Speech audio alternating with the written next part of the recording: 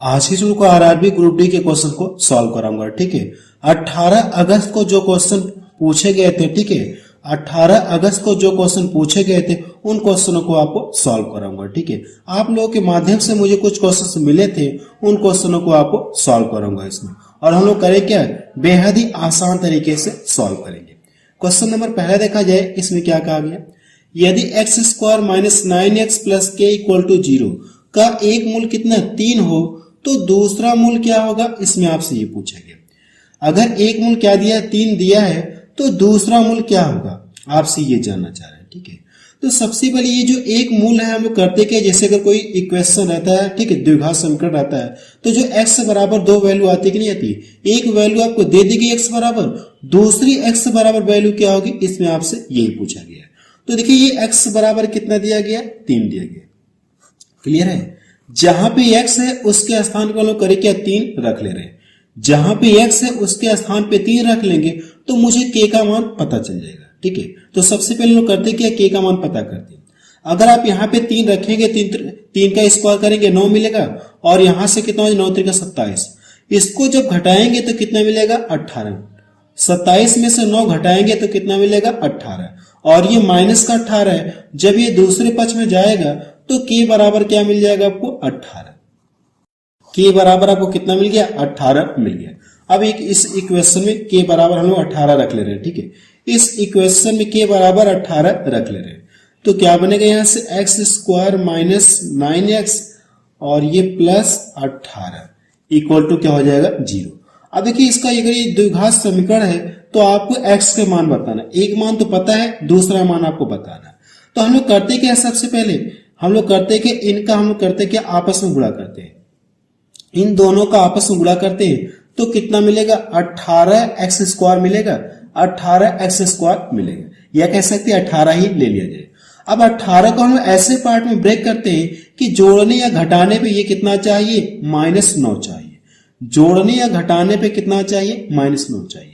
तो सबसे पहले अगर आप इसका फैक्टर लेंगे तो 6 3 का 18, कहेंगे नहीं, कहें 3 6 का 18। देखिए इन दोनों का मल्टीपल करेंगे तो 18 मिलेगा। अब यहां से अगर मैं माइनस कर दूं, इसको भी माइनस कर दूं, तो जब इन दोनों का गुणा करेंगे तो कितना मिलेगा, 18 तो मिलेगा। जब इन दोनों को जोड़ेंगे तो माइनस में कितना मिल जाएगा, 9 मिलेगा। इस बात को फॉलो कर रहा है, अगर ये इस बात को फॉलो कर रहा है तो पहला मूल आपको ये दिया गया है, दूसरा मूल क्या हो जाएगा, 6 हो जाएगा। अगर पहला मूल कितना दिया गया, x माइनस 3, तो x बराबर कितना हो जाएगा, 3। तो दूसरा मूल कितना हो जाएगा, आप कह सकते कितना हो जाएगा, 6। ठीक है, x माइनस 6, दूसरा मूल कितना हो गया, 6। ये इसका आंसर आ गया। इसका बी ऑप्शन के इसका मैच करें। वैसे देखिए ये लाइन आपको करने की जरूरत ही नहीं थी। ठीक है, इस लाइन को करने की आपको जरूरत ही नहीं थी। जैसे आपने इसका जब गुणनखंड किया तो आपको पता चल गया 6 3 का 18। अगर एक मान 3 है तो दूसरा मान कितना होगा, 6 होगा। आप डायरेक्ट करेंगे इस तरह से टिक लगा देंगे, ये लाइन आपको लिखने की जरूरत नहीं। चलिए अगला क्वेश्चन देखा जाए, क्या क्वेश्चन एग्जाम में पूछा गया था। क्वेश्चन नंबर 2 देखा जाए, इसमें क्या दिया गया है, संख्या 115xy यदि 90 से विभाज्य हो तो x प्लस वाई का मान आपसे पूछा गया क्या होगा। यानी इस ये जो लास्ट के 2 अंक है इसका योग किसके बराबर होगा, इसमें आपसे ये पूछा गया। सबसे पहले ये देखिए, अगर ये संख्या 90 से डिवाइड होगी, अगर ये संख्या 90 से डिवाइड होगी तो यहाँ पे 0 दिख रहा ना। अगर ये संख्या यानी कि यहां से जो 90 से डिवाइड होगी, मतलब 0 से डिवाइड होगी, तो यहाँ पे इकाई अंक के स्थान पे कितना रहना चाहिए, 0 होना चाहिए। 0 होना कि नहीं चाहिए, तभी तो ये संख्या इससे पूरा कटेगा। जैसे अगर मैं यहां से कर दूं कितना, यहां पे अगर मैं कितना कर दूं, 35 कर दूं। अब मुझे इससे क्या करना है, इससे डिवाइड करना, तो पूरा पूरा कटेगा क्या, ये पूरा पूरा नहीं कटेगा। अगर मैं इसके आगे एक 0 बढ़ा दूं तो ये पूरा पूरा कटेगा। यानी यहाँ पे इकाई अंक के स्थान पे क्या होना, अगर ये इस वाली संख्या से कटेगा, मीन्स जिसके अंक में कितना 0 हो, तो यहाँ पे हर हाल में क्या होना चाहिए, 0 होना चाहिए। तो y का मान कितना हो गया, 0 हो गया। अब मुझे ये चेक करना है, अगर ये संख्या 9 से कटेगी, ठीक है, इसको हम ऐसे लिख सकते नहीं लिख सकते हैं, 9 गुणे 10, 10 से कटेगी तो इकाई अंक पे कितना होना चाहिए, 0 होना चाहिए। इस बात को ये फॉलो कर रहा है। अब देखिए करना के 9 से करते हैं तो 9 से विभाजन का नियम क्या होता है, अंकों का योग। अंकों का योग अगर 9 से कटेगा तो वो संख्या हर हाल में 9 से कटेगी। अगर आप अंकों का योग करेंगे तो ये कितना मिल जाएगा, 5 2 7, 5 2 कितना हो गया, 7। अब ये देखिए 7 हो गया तो अंकों का योग कितना चाहिए, 9 चाहिए। तो अंकों का योग 9 होने के लिए यहाँ पे क्या रख दिया जाए, 2 रख दिया जाए। अगर 2 रख देंगे तो ये कितना मिलेगा, 9। अब ये 9 मिलेगा नहीं मिलेगा, और ये इस 9 से कट जाएगा। तो यानी आपको ये पता चल गया कि x का मान कितना मिल गया, 2। तो आप इस तरह से बता सकते हैं कि x का मान इतना हो जाएगा, y का मान इतना हो जाएगा। लेकिन पूछा कि दोनों का योग पूछा है। जब दोनों का योग करेंगे तो कितना मिलेगा आपको, जब दोनों का योग करेंगे तो कितना मिलेगा, 2 आपको मिलेगा। इसका आंसर कितना आ गया, 2 आ गया। चलिए अगला क्वेश्चन देखा जाए। क्वेश्चन नंबर 3 देखा जाए, इसमें क्या दिया गया है। अब देखिए क्वेश्चन नंबर 3 में इस तरह से दिया गया है, ये दिया गया है और ये दिया गया है। तो पूछा कि आपसे इसका मान आपसे पूछा है कितना होगा। तो सबसे पहले मैं आपको ये बता देना चाहता हूं कि ऐसे क्वेश्चन की सॉल्व करने की ट्रिक मैंने आपको रेशियो एंड प्रोपोर्शन चैप्टर में पढ़ा रखा है, ठीक है। वीडियो की लिंक आपको डिस्क्रिप्शन में दे दूंगा, या वीडियो के प्लेलिस्ट में जाकर आप उस चैप्टर को आप पढ़ सकते हैं। देखिए जब भी आपको ऐसे दिखते हैं, ये जो संबंधी का चिन्ह है, या इसे हम लोग बराबर का साइन भी बोलते हैं, ऐसे जब भी दिखे तो हम लोग करते हैं कि ये जो बाहर बाहर वाले दिख रहे हैं इनका आपस में गुणा करते हैं, और ये जो अंदर अंदर वाले इनका आपस में हम लोग गुणा करते हैं। तो सबसे पहले जब इन दोनों का गुणा करेंगे तो कितना मिलेगा, 9x, और ये कितना हो जाएगा, 12 गुणे 12। देखिए 3 से ये भी कट रहा है, 3 से ये भी कट रहा है, 3 चौको 12 हो गया, और ये 3 त्रिका 9, 3 से इसको डिवाइड कर दो, 3 चौको 12। तो x बराबर कितना हो जाएगा, 4 चौको 16। क्लियर है, x का मान पता चल गया। अब इससे हम लोग करते हैं कि y का मान निकालते हैं। तो सेम प्रोसेस यहां पे भी करेंगे, जो बाहर बाहर इनका आपस में गुणा करेंगे और इनका आपस में गुणा करेंगे। तो ये 7 आप चाहे तो डायरेक्ट यहीं पे काट सकते हैं, 7 चौको 28, 4 का इसमें गुणा कर सकते हैं, ठीक है। तो यहां से ये कितना हो जाएगा, 28 इंटू 28। अगर मैं इसको डिवाइड कर दूं, 4 बार में कटा है, x से बराबर कितना आ जाएगा, इसमें गुणा कर लीजिए। जब इसमें गुणा करेंगे 4 और 8 32 हो गया, और 4 दूना 8, 8 3 कितना हो जाएगा, 11। अब देखिए पूछा कि आपसे x प्लस वाई का मान पूछा, और उसका करना है कि आपको डबल करना है। तो सबसे पहले जब इन दोनों को जोड़ेंगे, जब इन दोनों को जोड़ेंगे तो कितना हो जाएगा, 128 हो जाएगा, 128 हो जाएगा। अब इसका करना है कि आपको 2 गुना करना है, इसका 2 गुना करना है। तो सबसे पहले अगर आप 100 का 2 गुना करेंगे, 100 का 2 गुना करेंगे तो कितना मिल जाएगा, सबसे पहले अगर आप इसका 2 गुना करेंगे तो 200 मिलेगा, और 28 गुना कितना होता है, 56 होता है। जब मल्टीपल करेंगे तो कितना मिल जाएगा, 256 आपको मिलेगा। ये इसका क्या आ गया, आंसर आ गया। आप गुणा करके चेक कर सकते हैं, आपको यही मिलेगा। चलिए अगला क्वेश्चन देखा जाए। क्वेश्चन नंबर 4 देखा जाए, इसमें क्या दिया गया है।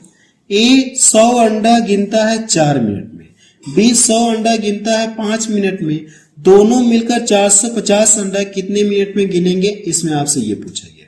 ये देखिए जो ए है, 100 अंडे कितने मिनट में गिना है, 4 मिनट में। अगर आपसे ये पूछो कि 1 मिनट में कितना अंडा गिनेगा, तो इससे आप क्या करेंगे, इसको डिवाइड करेंगे। इससे क्या करेंगे, आप इसको डिवाइड करेंगे तो आपको ये पता चल जाएगा कि 1 मिनट में कितना अंडा इसने गिना। जब इससे इसको डिवाइड करेंगे तो 1 मिनट बराबर कितना आ जाएगा, 25 अंडा। क्लियर है। अगर आप उसी तरह से इसको डिवाइड करेंगे तो 1 मिनट में कितना अंडा गिनेगा, 20 अंडा गिनेगा। कितना गिनेगा, 20 अंडा गिनेगा। तो कहा कि दोनों मिलकर 450 अंडे कितने समय में गिनेंगे। अगर देखा जाए तो दोनों यहां से 1 मिनट में इतना गिना, 1 मिनट में इतना गिना। अगर दोनों का मिला दिया जाए तो दोनों मिलकर 1 मिनट में कितना गिनेंगे, 45 अंडा गिनेंगे। कितना गिनेंगे, 45, और गिनना कितना है, 450। तो करना है कि आप 450 में करिए कि 45 से डिवाइड कर दीजिए, तो आपको ये पता चल जाएगा कि दोनों मिलकर इतने अंडे कितने समय में गिनेंगे। जब इसको डिवाइड करेंगे कितना हो जाएगा, 10 बार में कटेगा। दोनों मिलकर 450 अंडे कितने मिनट में गिनेंगे, 10 मिनट में गिनेंगे। चलिए अगला क्वेश्चन देखा जाए, क्या क्वेश्चन एग्जाम में पूछा गया था। क्वेश्चन नंबर 5 देखा जाए, इसमें क्या दिया गया है। ए से बी तक 60 किलोमीटर प्रति घंटे की चाल से जाता है तथा 100 किलोमीटर प्रति आवर्स की चाल से वापस लौटता है, तो आने जाने का औसत चाल आपसे पूछा गया। अगर मैं मान लो ये कोई 2 स्टेशन है, ये यहां से जा रहा है, इस चाल से जा रहा है, और वापस 100 की चाल से आ रहा है, तो आने और जाने में औसत चाल आपसे पूछा है। तो देखिए मैं आपको ये बता देना चाहता हूं कि टाइम एंड डिस्टेंस चैप्टर मैंने आपको पढ़ा दिया। वीडियो की लिंक आपको डिस्क्रिप्शन में दे दूंगा, या वीडियो के प्लेलिस्ट में जाकर आप इस चैप्टर को आप पढ़ सकते हैं। अब देखिए अगर ये औसत चाल पूछा है, तो औसत चाल बराबर होता क्या है, औसत चाल बराबर होता है कि हम लोग करते क्या है, 2 into s, यानी चालों का हम लोग करते हैं क्या, गुणनफल करते हैं। चालों का गुणनफल करते हैं और उसका 2 गुना कर लेते हैं। अब नीचे क्या करते हैं, चालों का योग कर लेते हैं। ये चीज मैंने आपको बताया था। अब इसमें रख के हम लोग क्या करते हैं, सॉल्व करते हैं। जब इसमें रख के सॉल्व करेंगे तो यहां से ये 2 हो जाएगा। अब देखिए x और y का मान आपको दिया गया है कितना, ये 60 इंटू 100। अब नीचे दोनों को जोड़ना है, जब इन दोनों को जोड़ेंगे तो कितना मिल जाएगा, 160। क्लियर है। अब देखिए अगर मैं इसको डिवाइड कर दूं, ये इससे कट गया। अगर मैं इसको यहां से डिवाइड कर दूं, 2 8 16 हो गया। अब 4 से डिवाइड कर दूंगा, ये कितना 4 दूना 8 और ये कितना 25। ये इसको डिवाइड कर दूंगा 3 बार में कटेगा, 3 बार में आपका कटेगा। अब इसका गुणा कर लेंगे तो कितना आ जाएगा, 75 किलोमीटर पर आवर्स। उसकी औसत चाल कितना आ जाएगी, 75 किलोमीटर प्रति आवर्स हो जाएगी। ठीक है। देखिए जब 4 से मैंने इसको डिवाइड किया, 4 दूना 8, 4 से इसको डिवाइड करूंगा 25 बार में कटेगा। फिर 2 से मैंने इस 3 को काट दिया 3 बार में, इसका ला के इसमें गुणा कर देंगे तो उसकी औसत चाल आपको पता चल जाएगी। चलिए अगला क्वेश्चन देखा जाए। क्वेश्चन नंबर 7 देखा जाए। इसमें क्या दिया गया है, 1280 रुपए पर 5% वार्षिक ब्याज की दर से 3 वर्ष का साधारण ब्याज कितना होगा, इसमें आपसे ये पूछा गया। ठीक है। देखिए बेहद ही आसान क्वेश्चन पूछा गया है। तो आपको फार्मूला पता है कि एसआई बराबर होता है क्या, पीआरटी अपॉन 100, यही तो होता है, पीआरटी अपॉन 100। साधारण ब्याज बराबर क्या होता है, मूलधन गुणे दर गुणे समय पूरे का बटा कितना होता है, 100। अब देखिए इसमें क्या क्या पता है, मूलधन पता है, दर पता है, टाइम पता है। तो इसमें रख के हम लोग सॉल्व करते हैं। तो ये 1280 हो गया इंटू रेट कितना दिया गया 5% और टाइम 3, पूरे का बटा कितना होता है 100 होता है। ये देखिए इससे कट गया। अगर मैं इसको यहां से डिवाइड कर दूं 5 दूना 10 और इसको डिवाइड कर दूं तो 2 छक्का 12 हो गया, 2 चौको 8। अब इसका लाके इसमें गुणा कर दीजिए, 3 चौको 12 हो गया, 3 छक्का 18, कितना हो जाएगा 19। कितने रुपए ब्याज बनेगा, कितने रुपए ब्याज बनेगा, 192 रुपए ब्याज बनेगा। ये इसका आंसर है।